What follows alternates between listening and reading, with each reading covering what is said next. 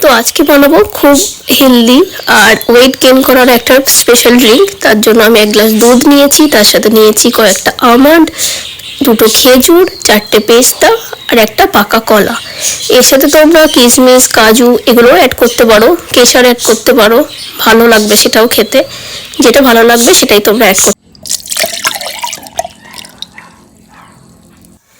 এরপর আমি দিয়ে দিলাম 4টে মতো পেস্তা। এরপর আমন্ডগুলোর আমি খোসা ছাড়িয়ে নিয়েছি, খোসা ছাড়িয়ে সেগুলোই আমি আমন্ডগুলো সবকটা দিয়ে দিলাম।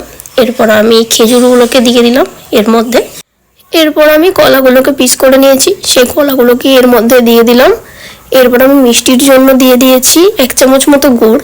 চিনি দিইনি, কারণ চিনিটা অ্যাভয়েড করাই ভালো, যত না খাওয়া যায় ততই ভালো। তাই মিষ্টিটা তোমরা পরিমাণ মতো দেবে। এরপরে আমি সব কিছুকে ভালো করে মিক্সিতে মিক্স করে নেব। দেখো ড্রিঙ্কসটা একদম রেডি হয়ে গেছে। ঢাকনাটা খুলে তোমাদের দেখাচ্ছি। দেখো কত টেম্পটিং দেখতে লাগছে, খেতেও দারুণ টেস্টি হয় কিন্তু। এরপর আমি গ্লাসে ঢেলে নিয়ে তোমাদের দেখাচ্ছি।